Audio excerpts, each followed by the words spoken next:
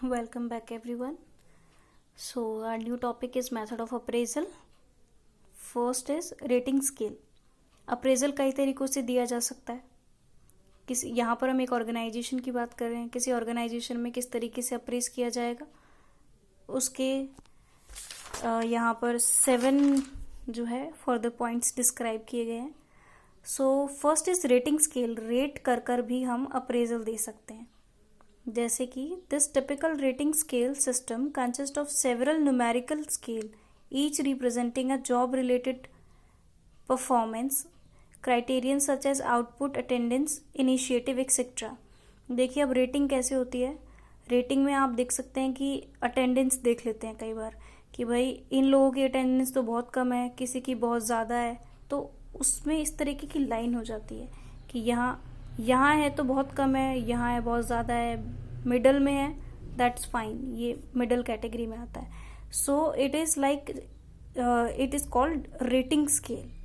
So the number of points scored may be linked to salary increases. अब भाई कई बार जो है सैलरी इंक्रीजेस की भी रेटिंग कर दी जाती है इसके अंदर कि किन लोगों की सैलरी इस महीने जो है इंक्रीज हुई है, उसमें भी एक इस तरीके का जो है रेटिंग स्केल दिखाया जाता है. तो each scale ranges from excellent to poor. अब पुअर से एक्सीलेंट तक का रेटिंग जो होता है, इस ये स्केल के अंदर 2 पॉइंट्स होते हैं रेटिंग स्केल में, जो आपको या तो लीस्ट या फिर मोस्ट दिखाएगा.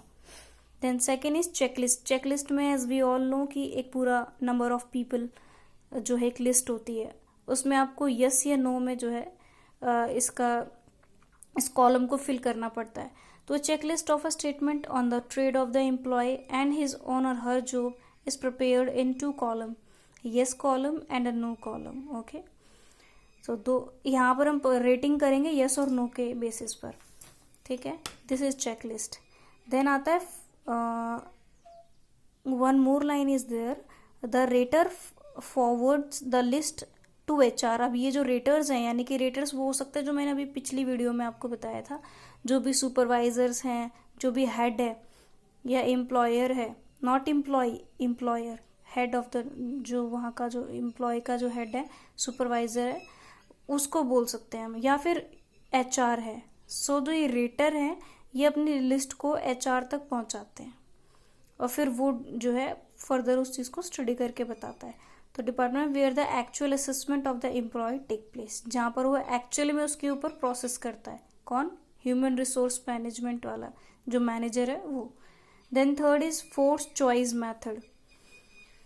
सो जैसे कि ये नेम सजेस्ट कर रहा है, यहाँ पर आपको फोर्सफुली 2 जो ऑप्शंस हैं आपके पास में, 2 या 3, वो सभी आपको लगता है कि एकदम करेक्ट है और जो है इनमें से कोई भी डिसलाइकिंग वाला है ही नहीं, पर आपको फोर्सफुली उसमें से जो है डिसाइड करना पड़ेगा कि कौन सा आपको चुनना है. तो यहाँ पर आपके पास ऑप्शन इस तरीके से होते हैं, 4 कैटेगरीज में दे दिए जाएंगे, जिसमें आपको ये बताना है, आपके पास 4 नंबर है, आप किसको मोस्ट प्रीसियस बताएंगे और किसको लीस्ट बताएंगे.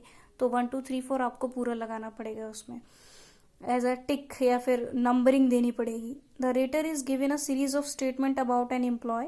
The statement are arranged in blocks of 2 or more and the rater indicates which statement is most or least descriptive of the employee.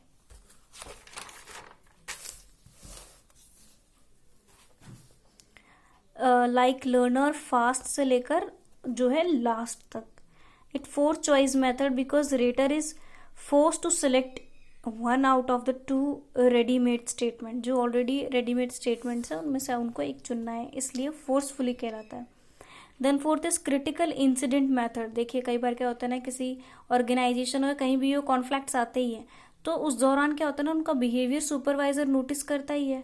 तो जब उनको रेटिंग का टाइम आता है तो उन्हें वो चेहरे याद आ जाते हैं. फॉर एग्जाम्पल क्लासेस के अंदर कई बार झगड़े हो जाते हैं, टीचर्स उन चेहरों को जान लेती है. ठीक है, फिर कभी कोई भी इंसिडेंट होता है, कैसा भी होता है, तो हमारा जजमेंट उस तरीके का हो जाता है कि ये तो ऐसा ही है, इसका बिहेवियर ऐसा है, so it is not a good performer. या फिर एक अगर ऑर्गेनाइजेशन में बात करें तो एक एम्प्लॉय जो है अच्छा नहीं है, हर 2 दिन बाद झगड़ा ही करता है. तो इट इज़ इसके बेसिस पर, बिहेवियर के बेसिस पे जो जजमेंट होती है, जो हमने मेथड यूज़ किया है, उसमें नॉन इफेक्टिव और इफेक्टिव मेथड बताया जाएगा. यहाँ पर जो है सुपरवाइजर रिकॉर्ड करता है इन सारे बिहेवियर को. So this approach focus on certain criterion behavior of an employee that makes all the difference between effective and non-effective performance of a job. Such incidents are recorded by supervisors. Then fifth is behaviorally anchored rating scale. So basically क्या होता है ना कि हम लोगों के behaviour को notice करते हैं, जैसे मैंने ऊपर बताया अभी, और फिर उनका एक रिकॉर्ड तैयार कर लेते हैं. तो हर महीने का या हर साल का रिकॉर्ड तैयार होता रहता है, उसके बेसिस पे भी आप रेटिंग कर देते हैं. तो BARS यानी behaviourally anchored rating scale are set to be behaviourally anchored on scales represented and range of descriptive statement of a behavior varying from the least to the most effective. Got it? Then sixth is cost and counting method. It evaluate performance from the monetary return the employee feel to his or organization. कई बार क्या होता है ना, एक ही काम को कर करके कई बार इंसान बोर हो जाता है. तो एम्प्लॉय जो है वो ये क्या करता है, कई बार उस जॉब को छोड़ भी देता है. देन वापस रिटर्न वापस भी आ जाता है. तो जो वापस आना जो होता है ना, उसकी भी रेटिंग होती है कि भाई कुछ एम्प्लॉयज ने छोड़ दिया था but they get back to the work. तो उसके बेसिस पर भी जो है एक की जाती है रेटिंग. उसको कॉस्ट अकाउंटिंग मेथड कहते हैं. Then last is 7 comparative evaluation approaches. अब जैसे कंपैरेटिव वर्ड बताया है, तो एक वर्कर को दूसरे उसके को वर्कर के साथ कंपेयर की जाती है परफॉर्मेंस और रेट किया जाता है. Okay, we have finished with this topic. Nextly, we will discuss importance of training and development. Okay, thank you. Please subscribe and like.